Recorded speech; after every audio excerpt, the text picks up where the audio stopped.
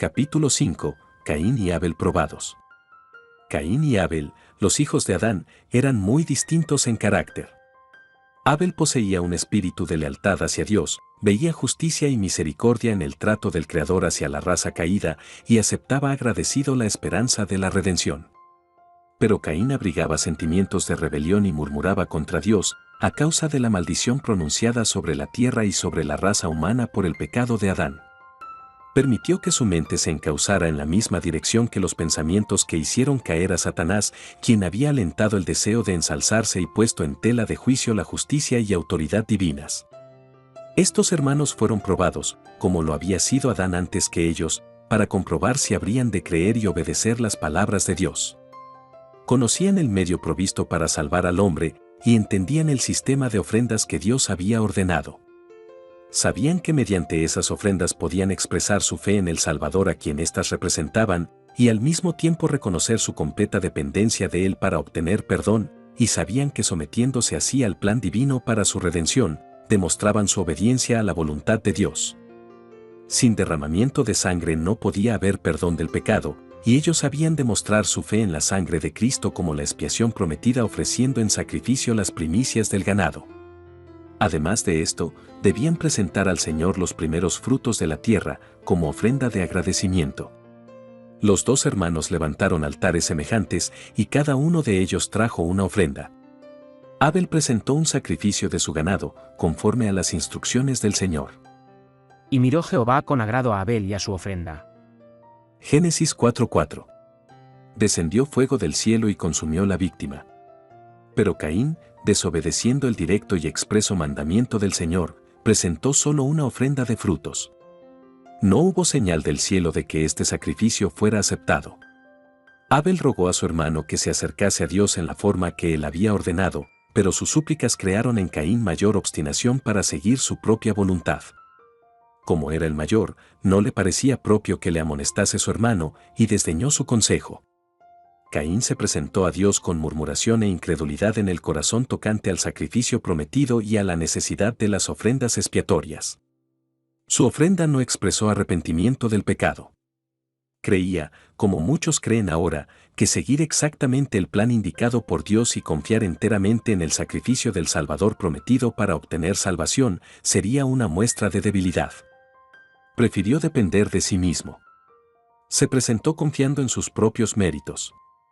No traería el cordero para mezclar su sangre con su ofrenda, sino que presentaría sus frutos, el producto de su trabajo. Presentó su ofrenda como un favor que hacía a Dios, para conseguir la aprobación divina. Caín obedeció al construir el altar, obedeció al traer una ofrenda, pero rindió una obediencia solo parcial. Omitió lo esencial, el reconocimiento de que necesitaba un Salvador. En lo que se refiere al nacimiento y a la educación religiosa, estos hermanos eran iguales. Ambos eran pecadores, y ambos reconocían que Dios demandaba reverencia y adoración. En su apariencia exterior, su religión era la misma hasta cierto punto, pero más allá de esto, la diferencia entre los dos era grande. Por la fe Abel ofreció a Dios mayor sacrificio que Caín. Hebreos 11:4. Abel comprendía los grandes principios de la redención. Veía que era pecador y que el pecado y su pena de muerte se interponían entre su alma y la comunión con Dios. Trajo la víctima inmolada, la vida sacrificada, y así reconoció las demandas de la ley que había sido quebrantada. En la sangre derramada contempló el futuro sacrificio, a Cristo muriendo en la cruz del Calvario, y al confiar en la expiación que iba a realizarse allí, obtuvo testimonio de que era justo y de que su ofrenda había sido aceptada. Caín tuvo la misma oportunidad que Abel para aprender y aceptar estas verdades. No fue víctima de un propósito arbitrario. No fue elegido un hermano para ser aceptado y el otro para ser desechado. Abel eligió la fe y la obediencia, Caín, en cambio, escogió la incredulidad y la rebelión. Todo dependió de esta elección. Caín y Abel representan dos clases de personas que existirán en el mundo hasta el fin del tiempo. Una clase se acoge al sacrificio indicado, la otra se aventura a depender de sus propios méritos. El sacrificio de estos no posee la virtud de la divina intervención y, por lo tanto, no puede llevar al hombre al favor de Dios. Solo por los méritos de Jesús son perdonadas nuestras transgresiones. Los que creen que no necesitan la sangre de Cristo y que pueden obtener el favor de Dios por sus propias obras sin que medie la divina gracia, están cometiendo el mismo error que Caín. Si no aceptan la sangre purificadora, están bajo condenación. No hay otro medio por el cual puedan ser librados del dominio del pecado. La clase de adoradores que sigue el ejemplo de Caín abarca la mayor parte del mundo, pues casi todas las religiones falsas se basan en el mismo principio, a saber que el hombre puede depender de sus propios esfuerzos para salvarse. Afirman algunos que la humanidad no necesita redención, sino desarrollo, y que ella puede refinarse, elevarse y regenerarse por sí misma.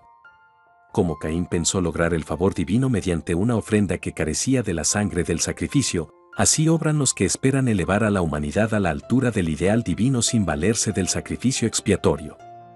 La historia de Caín demuestra cuál será el resultado de esta teoría.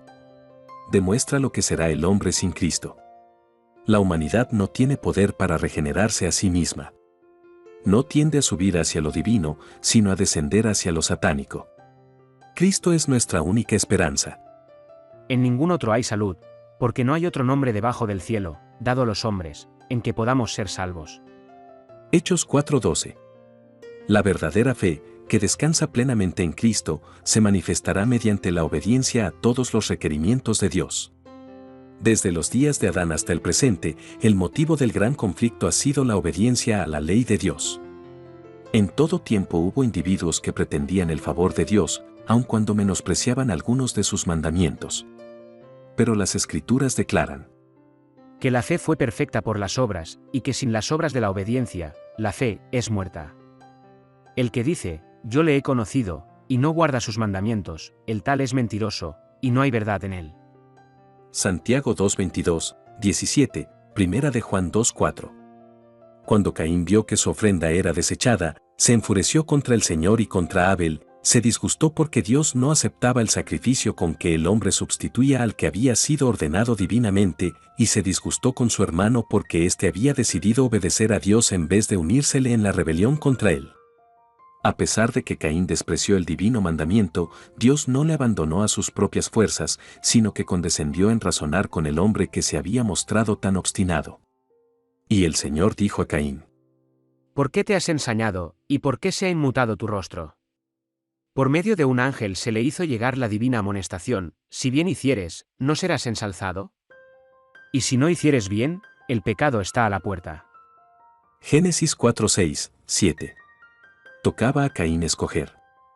Si confiaba en los méritos del Salvador prometido y obedecía los requerimientos de Dios, gozaría su favor. Pero si persistía en su incredulidad y transgresión, no tendría fundamento para quejarse al ser rechazado por el Señor. Pero en lugar de reconocer su pecado, Caín siguió quejándose de la injusticia de Dios y abrigando envidia y odio contra Abel. Censuró violentamente a su hermano y trató de arrastrarlo a una disputa acerca del trato de Dios con ellos. Con mansedumbre, pero valiente y firmemente, Abel defendió la justicia y la bondad de Dios. Indicó a Caín su error y trató de convencerle de que el mal estaba en él. Le recordó la infinita misericordia de Dios al perdonar la vida a sus padres cuando pudo haberlos castigado con la muerte instantánea, e insistió en que Dios realmente los amaba, pues de otra manera no entregaría a su Hijo, santo e inocente, para que sufriera el castigo que ellos merecían. Todo esto aumentó la ira de Caín. La razón y la conciencia le decían que Abel estaba en lo cierto, pero se enfurecía al ver que quien solía aceptar su consejo osaba ahora disentir con él, y al ver que no lograba despertar simpatía hacia su rebelión. En la furia de su pasión, dio muerte a su hermano. Caín odió y mató a su hermano, no porque Abel le hubiese causado algún mal, sino porque sus obras eran malas, y las de su hermano justas. 1 Juan 3:12. Asimismo odiaron los impíos en todo tiempo a los que eran mejores que ellos. La vida de obediencia de Abel y su fe pronta para responder eran un perpetuo reproche para Caín. Todo aquel que hace lo malo, aborrece la luz y no viene a la luz, porque sus obras no sean redarguidas. Juan 3:20. Cuanto más clara sea la luz celestial reflejada por el carácter de los fieles siervos de Dios, tanto más a lo vivo quedan revelados los pecados de los impíos, y tanto más firmes serán los esfuerzos que harán por destruir a los que turban su paz. La muerte de Abel fue el primer ejemplo de la enemistad que Dios predijo que existiría entre la serpiente y la simiente de la mujer, entre Satanás y sus súbditos, y Cristo y sus seguidores. Mediante el pecado del hombre, Satanás había obtenido el dominio de la raza humana, pero Cristo habilitaría al hombre para librarse de su yugo. Siempre que por la fe en el Cordero de Dios, un alma renuncia a servir al pecado, se enciende la ira de Satanás. La vida santa de Abel desmentía el aserto de Satanás de que es imposible para el hombre guardar la ley de Dios. Cuando Caín, movido por el espíritu malo, vio que no podía dominar a Abel, se enfureció tanto que le quitó la vida. Y donde quiera haya quienes se levanten para vindicar la justicia de la ley de Dios, el mismo espíritu se manifestará contra ellos. Es el espíritu que a través de las edades ha levantado la estaca y encendido la hoguera para los discípulos de Cristo. Pero las crueldades perpetradas contra ellos son instigadas por Satanás y su hueste porque no pueden obligarlos a que se sometan a su dominio. Es la ira de un enemigo vencido. Todo mártir de Jesús murió vencedor. El profeta dice: Ellos le han vencido. La serpiente antigua, que se llama Diablo y Satanás. Por la sangre del Cordero, y por la palabra de su testimonio, y no han amado sus vidas hasta la muerte. Apocalipsis 12:11, 9. El fratricida Caín tuvo pronto que rendir cuenta por su delito. Y Jehová dijo a Caín: ¿Dónde está Abel tu hermano? Y él respondió: No sé, ¿soy yo guarda de mi hermano? Caín se había envilecido tanto en el pecado que había perdido la noción de la continua presencia de Dios y de su grandeza y omnisciencia. Así, recurrió a la mentira para ocultar su culpa.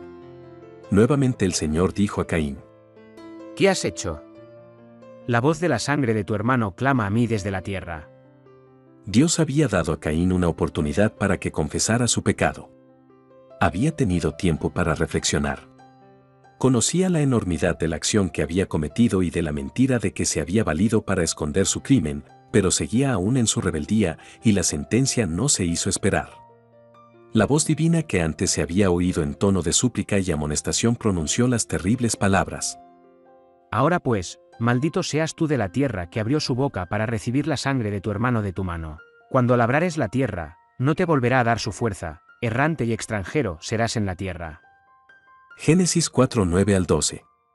Aunque Caín merecía la sentencia de muerte por sus crímenes, el misericordioso Creador le perdonó la vida y le dio oportunidad para arrepentirse. Pero Caín vivió solo para endurecer su corazón, para alentar la rebelión contra la divina autoridad, y para convertirse en jefe de un linaje de osados y réprobos pecadores. Este apóstata, dirigido por Satanás, llegó a ser un tentador para otros, y su ejemplo e influencia hicieron sentir su fuerza desmoralizadora hasta que la tierra llegó a estar tan corrompida y llena de violencia que fue necesario destruirla. Al perdonar la vida al primer asesino, Dios dio al universo entero una lección concerniente al gran conflicto. La sombría historia de Caín y sus descendientes demostró cuál hubiera sido el resultado si se hubiera permitido que el pecador viviera para siempre y continuara en su rebelión contra Dios. La paciencia de Dios solo inducía a los impíos a ser más osados y provocadores en su iniquidad. 15 siglos después de dictarse la sentencia contra Caín, el universo vio cómo fructificaban su influencia y su ejemplo en el crimen y la corrupción que inundaron la tierra.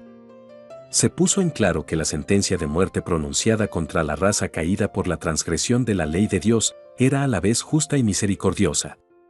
Cuanto más tiempo vivían los hombres en el pecado, tanto más réprobos se tornaban. La sentencia divina que acortaba una carrera de iniquidad desenfrenada y que libertaba al mundo de la influencia de los que se habían endurecido en la rebelión fue una bendición más bien que una maldición. Satanás obra constantemente, con intensa energía y bajo miles de disfraces, para desfigurar el carácter y el gobierno de Dios. Con planes abarcantes y bien organizados y con maravilloso poder, trabaja por mantener engañados a los habitantes del mundo. Dios, el ser infinito y omnisciente, ve el fin desde el principio, y al hacer frente al mal trazó planes extensos y de gran alcance. Se propuso no solo aplastar la rebelión, sino también demostrar a todo el universo la naturaleza de ésta.